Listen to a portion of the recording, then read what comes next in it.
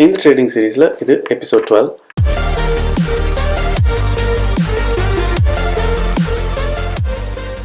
இன்றைக்கி நான் சொல்ல போகிறது ரொம்ப சிம்பிளான விஷயம் அண்ட் ரொம்ப பெரிய வீடியோலாம் கிடையாது. அதனால கடைசி வரைக்கும் பாருங்கள். கிட்டத்தட்ட 500 ஸ்டாக்ஸ் இருக்குது சென்செக்ஸை பொறுத்த வரைக்கும். ஸோ நான் இது எல்லாமே ட்ராக் பண்ணி எந்த கம்பெனி வேணால் வாங்கலாமா, இல்லை எனக்கு தெரிஞ்ச கம்பெனி மட்டும் நான் வாங்கணுமா, இல்லை நான் எப்படி தான் சூஸ் பண்ணுறது, இல்லை எனக்கு பிடிச்ச கம்பெனிஸ் இல்லை எனக்கு தெரிஞ்ச ஒரு இண்டஸ்ட்ரி தான் வாங்கணுமா அப்படின்ற கன்ஃபியூஷன் எல்லாருக்குமே இருக்கும். அதை பற்றி தான் நான் எனக்கு சொல்ல போகிறேன். ஹலோ வணக்கம், நான் கீர்த்தி. இந்த சேனல் ஃபுல்லாக பிஸ்னஸ் அண்ட் மணி பற்றி மட்டும்தான் இருக்கும். இது வரைக்கும் நீங்கள் சப்ஸ்கிரைப் பண்ணால் பண்ணிக்கோங்க. இப்போ நான் ட்ரேடிங் சீரிஸ் போட்டுட்ருக்கேன் அண்ட் அதே மாதிரி அந்த ஃப்ரீ ஸ்டாக் ஆப்ஷன் இன்னுமே இருக்குது. என் பழைய வீடியோஸ்லையும் அதை பற்றி சொல்லியிருப்பேன். கீழே போகிற அந்த டெக்ஸ்ட் பார்த்துக்கோங்க. அதில் பார்த்தாலே உங்களுக்கு ஃப்ரீ ஸ்டாக் உங்களுக்கு எப்படி கிடைக்கும் அப்படின்றத நான் சொல்லியிருப்பேன். இப்போ கிட்டத்தட்ட 500 ஸ்டாக்ஸ் இருக்குது அப்படின்னா நம்ம 500 ஸ்டாக்ஸும் கண்டிப்பாக வாட்ச் லிஸ்ட்டில் வச்சுக்க முடியாது. இப்போ என்னோடய போர்ட்ஃபோலியோ அப்படின்னு பார்த்தீங்கன்னா எனக்கு கிட்டத்தட்ட ஒரு 20 to 30 ஸ்டாக் ஜென்ரலாக அப்பப்போ ரொட்டேட் பண்ணி ஒரு வாட்ச் லிஸ்ட்டில் வச்சுருப்பேன், ஃபாலோ பண்ணுவேன், க்ளோஸாக ஃபாலோ பண்ணுவேன். அண்ட் இதை தவிர்த்து அப்பப்போ நியூஸில் வர்றது ஏதாவது ஒன்று இன்ட்ரெஸ்டிங்காக இருந்துச்சுன்னா அதையும் ஃபாலோ பண்ண ஸ்டார்ட் பண்ணுவேன். அண்ட் பேட்டர்னை ஃபாலோ பண்ணி அது அந்த அளவுக்கு ஒரு மூவ்மெண்ட் இல்லையோ இல்லை கெயின் இல்லை அப்படின்ற மாதிரி இருந்துச்சுன்னா அதை வாட்ச் லிஸ்ட்லேருந்து ரிமூவ் பண்ணிவிடுவேன்.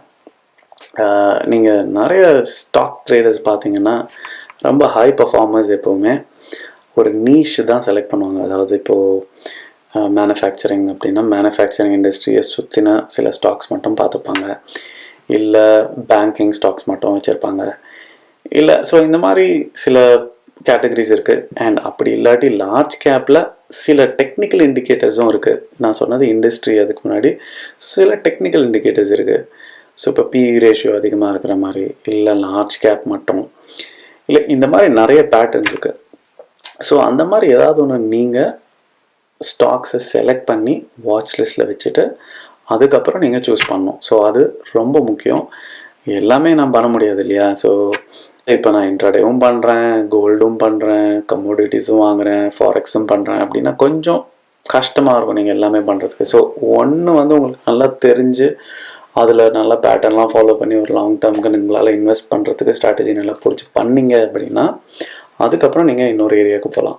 ஸோ நீங்கள் எல்லாமே ஒரே டைமில் பண்ணணும்னு நினச்சிங்கன்னா கொஞ்சம் கஷ்டம்.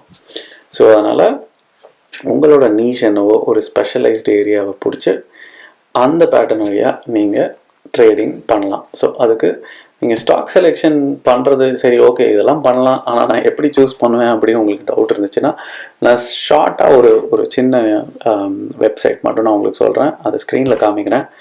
ஸோ அது உங்களுக்கே புரியும். அதுலேருந்து நீங்கள் ஸ்டாக்கை ஃபில்டர் பண்ணி க்ரைட்டீரியா உங்களுக்கு தகுந்த மாதிரி, உங்கள் ஸ்ட்ராட்டஜிக்கு தகுந்த மாதிரி, இல்லை உங்களுக்கு பிடிச்ச மாதிரி, இல்லை நீங்கள் கம்ஃபர்டபுளாக ஃபெமிலியராக ஃபீல் பண்ணுற சில ஸ்டாக்ஸ்லாம் அதை எப்படி சூஸ் பண்ணுறது அப்படின்றதையும் சொல்கிறேன். நான் அதை பார்க்கலாம் வாங்க. ஸோ இப்போ இந்த ஸ்டாக் ஸ்க்ரீனர் அப்படிங்கிறது இது ஒன்றும் பெருசாக கிடையாது. எக்கனாமிக் டைம்ஸ்லேயே நீங்கள் சர்ச் பண்ணாலே உங்களுக்கே கிடைக்கும். economictimes.indiatimes.com அதனால் ஞாபகம் வச்சுக்கோங்க. ஸோ இப்போ இதில் பார்த்தீங்கன்னா இப்போ ப்ரீடிஃபைன் ஸ்க்ரீனர்ஸ் இருக்குது. இப்போ க்ரோத் அட் ரீசனபிள் ப்ரைஸ், அது வேறு ஒன்றும் கிடையாது. Market cap 500 crores, price to earning 1 to 30, CAGRனா compound annual growth rate 7%. So இந்த மாதிரி சில க்ரைட்டீரியா இருக்குது. இந்த ஃபில்டர்லாம் நீங்களே சூஸ் பண்ணிக்கலாம். And large cap, mid cap. So இந்த ப்ரீடிஃபைன்டு ஸ்க்ரீனர்ஸை பொறுத்த வரைக்கும் ஸோ இந்த ஷார்ட் லிஸ்ட் பண்ணி ஃபில்டராக இருக்கிறத வச்சு பார்த்தா அதில் இந்த 23 ஸ்டாக்ஸ் லிஸ்ட் ஆகிருக்கு. ஸோ இது ஒரு ஸ்டாக் செலெக்ஷன் க்ரைட்டீரியா. ஸோ இதில் பேங்க்ஸும் நான் இன்க்ளூட் பண்ணேன்னா அதுவும் வரும். ஸோ அண்ட் இதை தவிர்த்து நான் இப்போ ஹை டிவிடெண்ட் ஈல்டு அப்படின்னு சூஸ் பண்ணுறேனே. ஸோ டிவிடெண்ட்ஸ் அதிகமாக வரதுக்கான ஸ்டாக் லிஸ்ட். ஸோ இப்போ இதில் பார்த்தீங்கன்னா வேறு குரூப்ஸ் இருக்கும். 16 ஸ்டாக்ஸ் இருக்குது. ஸோ இதில் வெல்சன், TV today, Pfizer, Sonata software, இதோ இந்த மாதிரிலாம் இருக்குது. ஸோ இதில் நீங்கள் சூஸ் பண்ணி இப்போ இதில் என்ன பர்டிகுலரானா இப்போ டிவிடெண்ட் 8% வருது.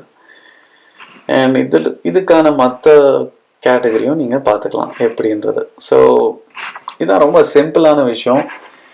இல்லை மிட் கேப், இல்லை அட்ராக்டிவ் ப்ளூ சிப்ஸ் பார்க்கலாம். இப்போ இன்னொன்று ஸோ இதில் 2 மட்டும்தான் இருக்குது, அட்ராக்டிவ் ப்ளூ சிப்ஸ் அப்படின்றது. ஸோ இப்போ நான் திருப்பி இதுக்கு போகிறேன். ஸோ நீங்கள் முக்கியமாக என்ன பார்க்கணுன்னா, ஒன்று உங்களோட நீஷ் என்ன, உங்களுக்கு பிடிச்ச மார்க்கெட் என்ன, உங்களுக்கு நியூஸ் படிக்கிறதுக்கு பிடிச்ச இண்டஸ்ட்ரி என்ன. ஸோ அதெல்லாம் சூஸ் பண்ணி நீங்கள் ஒரு கேட்டகரி வச்சுக்கலாம். அண்ட் ஒரு 10 ஸ்டாக் இல்லை 20 ஸ்டாக் வச்சுக்கோங்களேன் ஒரு சூஸ் பண்ணுறதுக்கு. ஏன்னா அதுக்கு மேலே வச்சுக்காதீங்க. அண்ட் இன்னொன்று, உங்களோட ஸ்டாக் செலெக்ஷன் க்ரைட்டீரியா என்னன்றத ஒரு டிசிப்ளினோட, இதுதான் என்னோட க்ரைட்டீரியா, இந்த மாதிரி ஸ்டாக்ஸ் மட்டும்தான் நான் சூஸ் பண்ண போகிறேன் அப்படின்றதையும் நல்லா ஞாபகம் வச்சுக்கோங்க. அண்ட் இதெல்லாம் சூஸ் பண்ணிவிட்டு உங்களுக்கு ட்ரேடிங் பண்ணணும் அப்படின்ற ஒரு சுச்சுவேஷன், அதாவது இன்வெஸ்ட் பண்ணுறதுக்கு நான் இப்போ ரெடி அப்படின்ற ஒரு சுச்சுவேஷன் வரும்போது, நீங்கள் என்ன ரூல் வச்சு செலக்ட் பண்ணிங்களோ அந்த ரூலுக்குள்ளே தான் அந்த ஸ்டாக் இன்னும் இருக்கா அப்படின்றத சூஸ் பண்ணிக்கோங்க. அண்டு உங்களோட மற்ற ஸ்ட்ராட்டஜியும் அதில் ஃபிட் ஆகணும். அண்ட் அந்த டிசிப்ளின் ரொம்ப ரொம்ப முக்கியம்.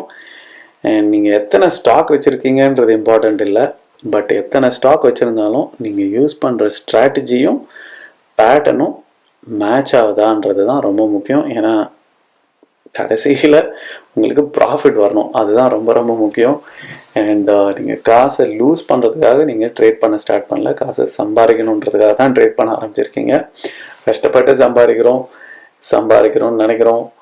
அண்ட் ஸோ அதை ப்ராப்பராக பண்ணுறதுல தப்பு இல்லை இல்லையா. ஸோ இன்னொருத்தவங்க சொல்கிறாங்க அப்படின்றதுக்காக நம்ம இன்வெஸ்ட் பண்ணுறத விட நம்ம ஏன் பண்ணுறோம், எதுக்காக நம்ம இந்த ஸ்டாக்கை வாங்கணும், எதுக்காக நம்ம எப்போ எக்ஸிட் ஆகிறோம், கரெக்டான ப்ரைஸில் தான் வாங்கணுமா, கரெக்டான ப்ரைஸில் தான் வைக்கிறோமா. ஸோ இதெல்லாம் ரொம்ப முக்கியமான ஒரு பேசிக்கான விஷயம். ஸோ அந்த டிசிப்ளினை ஃபாலோ பண்ணுங்கள். அண்ட் வெயிட் பண்ணி பேஷண்ட்டாக கரெக்டான டைமில் கரெக்டான ப்ரைஸ்க்கு நீங்கள் வாட்ச் பண்ண ஸ்டாக் லிஸ்ட்லேருந்து ஏதாவது ஒரு ஸ்டாக்கை வாங்குங்க. ஸோ இப்போ ஸ்டாக் மார்க்கெட் நியூஸ்லாம் படிக்கிறீங்க இல்லையா, அந்த ஸ்டாக் மார்க்கெட் நியூஸில் அந்த ஸ்டாக் பற்றி வரலன்னா கூட அதெல்லாம் கவலைப்படாதீங்க. உங்களோட நீஷ், அதாவது உங்களோட ஸ்டாக் செலெக்ஷன் க்ரைட்டீரியா என்னவோ, உங்களோட ஸ்ட்ராட்டஜி என்னவோ, அதுக்கு தகுந்த மாதிரி நீங்கள் ஃபாலோ பண்ணி வாங்கினீங்கன்னா கண்டிப்பாக ப்ராஃபிட்டபிளாக மட்டும்தான் இருக்கும் உங்களோட trading and net portfolio. So இது ரொம்ப சிம்பிளான விஷயம், இது ரொம்ப காம்ப்ளெக்ஸ்லாம் ஒன்றுமே கிடையாது. நான் ஸ்டாக் ஸ்க்ரீனர் காமிச்ச மாதிரி நீங்கள் வெப்சைட்டுக்கு போய் நீங்களே சூஸ் பண்ணி உங்களுக்கு எது பெட்டராக இருக்குன்னு ஃபீல் பண்ணி ஸ்டாக் லிஸ்ட்டை வாட்ச் பண்ண ஸ்டார்ட் பண்ணுங்கள். அண்ட் பேஷண்ட்டாக வெயிட் பண்ணுங்கள். அண்ட் இது உங்களுக்கு ஈஸியாக புரிஞ்சிருக்குன்னு நினைக்கிறேன். புரியல ஒரு பாருங்கள், யாருக்காவது ஹெல்ப்ஃபுல்லாக இருந்தால் ஷேர் பண்ணுங்கள். And like, share, subscribe, bell icon. கூடி சீக்கிரம் நெக்ஸ்ட் வீடியோவில் சந்திக்கலாம். பாய்.